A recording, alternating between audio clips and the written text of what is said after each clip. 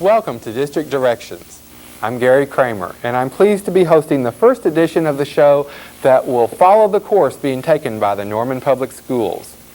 For more than a decade, that course has been charted by the Superintendent of Schools, Dr. James M. Gray. Dr. Gray retired in September after 12 years of service to the Norman Public Schools, and this edition of District Directions is devoted to him and to his replacement, Dr. Nancy O'Brien. Dr. O'Brien assumed the superintendency on September 15th and is taking the school system in a new direction as we all adjust to the new grade configuration and to the opening of Norman High School North. But before we look in that new direction, let's take a look back to see the direction that both Dr. O'Brien and Dr. Gray have been coming from. The year is 1985, Dr. Gray's first year on the job in Norman. The topic of concern for the school system and the entire state of Oklahoma is the recession that followed the oil boom of the 70s. The state had predicted a budget shortfall of millions and had instructed all state agencies, including the schools, to trim 3.5% from their already tight budgets. Here, from 1985, our superintendent, Dr. Gray, Assistant Superintendent Nancy O'Brien and Dr. William Anderson, and Deputy Superintendent Bill Sullivan, discussing the budget with the Director of Public Relations, Cindy Kaysen, and me. I think you'll see evidence of the realism and good humor that characterized the leadership of Dr. O'Brien then and now. The political organization to lobby for funding has been fragmented and polarized in the state. And the Northwestern superintendents want something very different from the Northeastern superintendents because of these problems that Dr. Anderson alludes to. So internally, within educational circles, we can't collectively come to consensus on it. How in the world can we sell it to the public? Well, I think also, Nancy, there's been an active effort to fragmentate the educational districts in the state of Oklahoma, because if you're fragmented, you really can't build a big force, and you can't be active, and you can't be vocal. And my experience is that I don't think people are vocal enough in this state about what they want for funding of schools in the state and what they need at the local level. And we're going to have to build that support, but it's very, very difficult to do that in light of the fact that the way that various districts are funded versus other districts, because it tends to pit one district against another. And that's not good. We need a consistency in education here in the state of Oklahoma in funding. You know, I'd rather be told I'm going to get a certain amount consistently rather than tell me I'm going to get this big amount and then 2 months after I get it, tell me you're going to take it back away from us after we've already committed ourselves in working with our teachers on salaries and contracts, because what it develops in your school system is a sense of insecurity among your staff, wondering what's going to hit them next. So I'd rather have a consistent funding over every... The school system and the community said goodbye to retiring Superintendent Jim Gray at a reception held on September 3rd at the Postal Training Center. The evening included a video tribute to Dr. Gray that featured thoughts and comments from his friends, family, and co-workers as the community celebrated 12 years of leadership and commitment to the Norman Public Schools.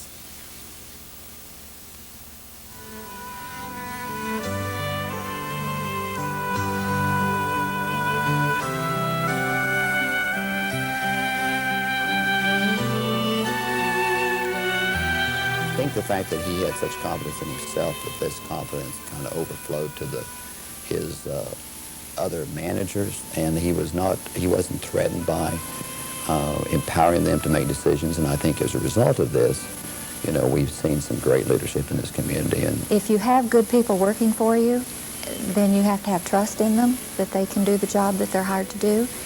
And I believe that he does that. From my personal standpoint, he is a good financial manager who allows his people to run their own areas of expertise. He is probably as good at that as anybody I have seen in the business world. And I think the growing pains have been tough on everybody, including community. And he's been able to work through that with the staff, with community, with all of us. And just with his unique style, I believe that's been a blessing to the Norman schools at this particular time. Well, he has always employed a team approach to nearly everything he does. All kinds of decision-making involving people and input before decisions are made, down through the line, down through the school district. He's believed in a collaborative, cooperative approach to dealing with this really very complex job of running school districts and getting children educated. Well, I have only wonderful things to say about his support and the direction that he's moved the school in terms of reaching out to the community to involve parents in very meaningful ways in the life of the school.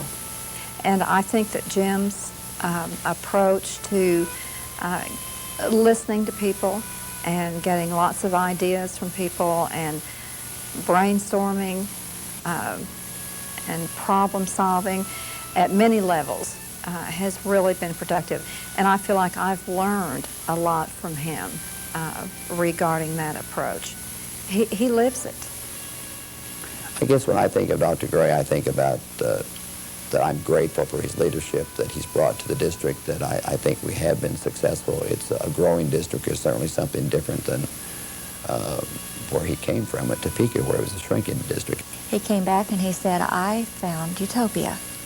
And I said, right, so such a place exists. And he said, no, seriously. He said, it's a wonderful school district, and it's got a lot of potential, and they don't know what they have. And there's room there to do a lot of advancement and a lot of good things for kids. And he has always been a big proponent of doing what's right for kids. Oh, I think that everything that I've done that is directly related to an accomplishment or success of a student is what I'm proud of, and that crosses all fields. It deals with facilities, it deals with instruction, it deals with staff development, it deals with hiring good people, it deals with putting good people in their position, whether it be administrative or teacher. If you become a child-centered type approach, that you're always concerned what you can do best for that child. And then whatever you do in your job, which in my case encompasses every aspect of the school system, those are the things when you see individual improvements in those areas, those are the accomplishments that make you feel good, because you know that the end result of those is going to be a better student who can function better in their society and become a good parent and a good worker and a very successful person in their community. You walk into any school in the Norman District and it looks great, and there's an exciting atmosphere, there's a lot happening, the kids are involved, the teachers are involved, you see parents there, and that's very special. You don't find that in lots of communities anymore. The type of feeling, the well-maintained facilities, the real energy that's in our school systems. Dr. Gray's responsible for a lot of that. I always felt the more you can get parents in the schools, the better off you are. I'm not one to think, oh, here comes somebody in the school, now they're going to try to tell us what we're doing wrong. My philosophy was, if we get everybody in the community, in the schools, that's fine. The schools will run better, and we'll do better because we have a network. Now it's to the point that the committees that I am on that have parents as well as teachers, if an outsider was to come in, they couldn't tell the parent from the teacher. We're all working so well together. The acceptance level has been greatly increased. And you've got to put together a team that has, everybody has a specialty maybe, although you're all generalists. And when you work together as a team, you always have an expert there. So he's been fortunate to have a good group of administrators on site here that he moved in to work with. He has attracted some fine people during the time he's been here, and I think he's just made excellent use of his personnel, of the dollars given to him, and of all those kinds of things that management skill and good practice can help accomplish. I'm a real firm believer in delegating authority to what you try to do is surround yourself with real good people, and hopefully they're better than you are, because that's what you really want. And not be afraid of them showing you up, because if they can do better, that's great. And then you give them the opportunity to accomplish things that need to be done in the school system. Well, I enjoy working with Jim so much, the type of person that he is. The person, really unique in that you don't find a person who tells you here's a job and go get it done and not be looking over your shoulders, just expecting it to be done. And just working with him is a great pleasure. He's always optimistic about things. I had to laugh in Topeka when he first took the superintendency there. It wasn't long before he got the nickname of being the eternal optimist. And that was in face of all of the problems that Topeka faced, including a $200 million lawsuit for desegregation that hit him in the face the first month he was on the job. Some great calamity will occur, some legislation we say, oh, no, this can't be, and Jim will say, okay, now let's just sit down and talk about it. And then we'll all rant and rave, and Jim will say, everything will be all right. And everything usually is all right. He's optimistic. He's cheerful. And on a day-to-day basis, that's really important, to model enthusiasm and a positive attitude is really important. And I've appreciated that. I hope to continue that attitude because I think it's contagious and I think it's reassuring. I can't think of any place better. It's nice. I may not stay here the rest of my life, but there are other things that impact what I do, but I spent 12 years and I loved every minute of it. I guess one thing I'm grateful, this is pretty egotistical, but I'm pretty grateful that Dr. Gray has been successful because I think I would have probably taken it too personally had he had some really bumpy roads, and I'm grateful for that, Jim. Thanks for doing a good job. I'm proud of a lot of things about him. I mean, he's just a pretty neat guy. I hate to see him go. I wished he'd continued on for a few more years. I do wish him good luck in whatever endeavor he takes up, and I'm sure that he'll have no problem in any area that he goes into. When I got the paper that night and opened it up and saw the headline that he was going to retire, I picked up the phone immediately. I called him. He was home. And I said, I've got two things to say to you. You can't do this right now, and I don't blame you. And I think that's what I'll say to him again, particularly the emphasis on the latter. I don't blame you. You've done a great job here with the Norman Public Schools. You should be very proud. You're leaving a fine legacy, and you've got a wonderful person coming behind you to take over the reins. We couldn't have a better person coming on board in the superintendent's position than Dr. Nancy O'Brien. And then, of course, personally, right now, in terms of celebration of leadership, I see the celebrating Jim's time here. And it's going to be really hard to see him leave. The district is in good hands when Jim leaves, but oh my, we're going to miss him as a friend and a colleague. We really are. I think we're going to miss a real friend.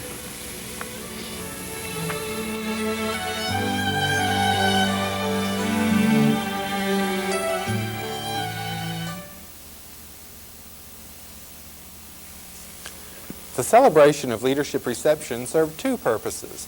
One, to thank and congratulate Dr. Gray for his years of success and service to the school system. The other was to welcome the new superintendent to the position. Let's return to the Postal Training Center on September 3rd to hear a few of the comments and good wishes that were directed to Dr. Nancy O'Brien. Asked her to be a creative professional that provides inspiration and direction. Her keen wit and remarkable common sense promote open dialogue and facilitate collaboration at all levels. Another, her focus on quality and always going back to district decisions being the best for students is critical for us to maintain the integrity and quality of services provided in this district. She is truly a great mind in our field and very reflective in her thinking. She stretches us to do our best thinking and to hold true to our values and mission. And another, Nancy has earned a strong reputation for leadership throughout our state. She's invested her personal time heavily in making Norman the outstanding district that it is. Her knowledge of curriculum and instruction, her strengths in dealing with people, her ability to see the core issues, and her integrity and courage have sustained many of us through difficult times. Her compassion for others, Her emphasis on quality, her humor and knowledge of people, instruction, and curriculum make her the ideal superintendent candidate. I have known Nancy all my life, and that's honestly true. Now, that's about a quarter of her lifetime.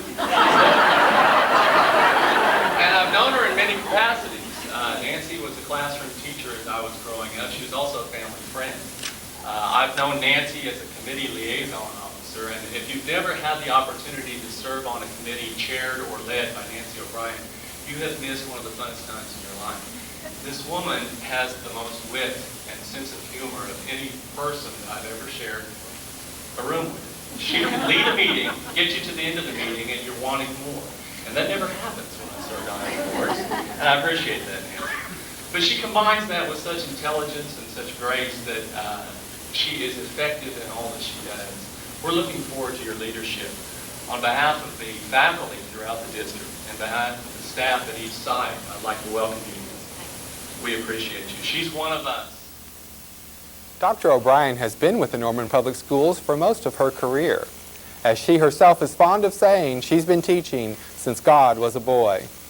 As she begins her tenure as superintendent, Dr. O'Brien joins Connie Blaney to discuss the direction the district will be taking as Dr. O'Brien assumes leadership.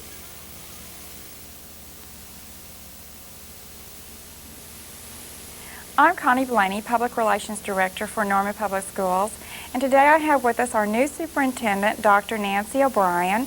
Hello, Nancy. Hello, Connie. I know that you've just been right on the go. Here, you took over as superintendent on September 15th. Tell me a little bit about how your first week has gone as superintendent. Well, it's been really exciting. On the 15th, we had a board meeting, and that was my first day as superintendent. And that was pretty exciting.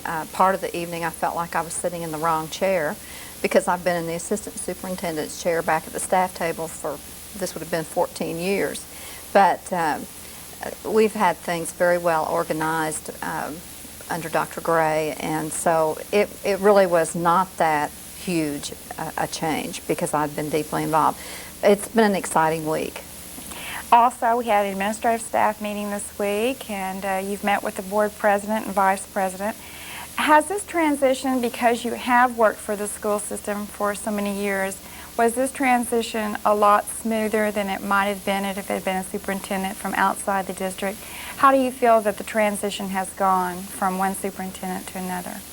Well, I think it's been very smooth, and I think part of it is that I worked on a superintendent's team with Jim and had been involved in all facets of the district. While my job was primarily the educational, instructional part of the district, nonetheless, I was always there when we worked on budget issues, when we planned bond funds, when we worked on legislative issues. I was part of that team. So I think that, you know, clearly it's made it much easier to move on in. And then, of course, the last several months that Jim was here, we spent a great deal of time planning and talking through all of those items of business. Okay. What, Nancy, everyone is so excited about you being a superintendent, and there's been so many nice comments from the community and from the employees. Are your employees or are people treating you a little bit differently now that you're superintendent? I haven't really noticed that. I've been out in the school some and have met the children in the elementary schools. The little children don't know a superintendent from anybody, and that's okay with me. I think that people clearly understand that the role of the superintendent, and that sort of the superintendent has the final responsibility for the business of the school district. But, I have been here so long, and I have friendships and working relationships with so many people. And I personally don't feel like that has changed. I mean, I'm sure, maybe it has in some people's minds. I haven't felt it. And on the other hand, I've had some good-hearted joking about it too, and which I'm sure I deserve. What are you looking forward to? What are some of the things that you plan to do as superintendent? Do you plan to get out in the schools quite a bit? What is your direction? I am looking forward to spending some time in the schools, visiting the schools, talking with teachers, having the instructional programs of the district really be highlighted as Board of Education and as district business. It's not that we haven't had a strong emphasis on curriculum and instruction in Norman. We wouldn't have the kinds of successes we've had among our staff or our students if we didn't have a strong instructional program and a very talented teaching staff and administrative staff. But I think that one of the interests of the board in naming me superintendent was really to perhaps bring that up to a greater public level of awareness. We have been investing a lot of time and energy and tax dollars in capital expenditures. Obviously, we just opened Norman High School North. We have a new middle school, Alcott Middle School. And the planning, the funding, the planning, the furnishing, the staffing, the opening of new schools takes a great deal of time, and in the case of Norman High North, a number of years. And we've been focused on that, and that was a building time for our facilities, and we'll still continue to do that. We have quite a lot of that to finish, really. But I think it will just be another focus, and I'm looking forward to that. That's my background, that's my experience. Nancy, also funding was cut this year. Will there be some changes this year, or will we be on our own? What do you look forward to, or what do you see as our biggest challenge maybe this year as far as school funding, and how will you be working also with the legislature? Well, the school funding picture in Oklahoma is complicated in the way that it happens. And because the funding mechanism changed this year, and I won't really get into all of that here, but what really happened, sort of bottom line, is that we had a big change in how it was done, and we sort of took a 2-year hit, if you will, in having our local revenues, which are balanced against our state revenues, count against us in the state funding picture. And then we also lost a considerable amount of money on a residency bill that we were not anticipating in our special facilities. So, because our fund balance was in good shape, we're going to be okay this year. We really don't know exactly what to expect in January, because in January the state will redistribute some funds. Will distribute some funds. They haven't. Part of them they gave out at the beginning of the year, but they'll distribute the rest of it in January. We don't know for sure how much we'll get then. And of course, that information's been in the newspaper. I'm going to be working personally closely with the Cleveland County delegation. There are a number of citizens in the community who are concerned about that, and they would like to assist in any way they can, and we're going to try to do some organization there. The funding picture is complicated, and it's also political. When the state spends that much money on schools, they want a great deal of say in how it happens. And so all of that, of course, is subject to the forces of politics. And you have to be aware of that, and then you have to make your voice heard, and that's what we're going to do. What are you really looking forward to about this year? You're a very positive person, and I know we're going to have a great year.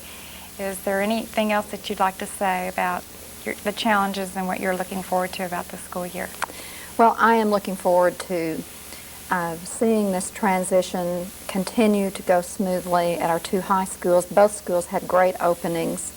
In fact, I've heard that all over the district. I was at Alcott during Teacher Work Week and talked to them briefly, and they were excited about being there from all the middle schools in the district. So I'm looking forward to completing the transition and being out and meeting the children and parents in the community. Okay, well, Nancy, we're glad to have you here with us today and looking forward to working with you this school year. Thank you, Connie. I appreciate that.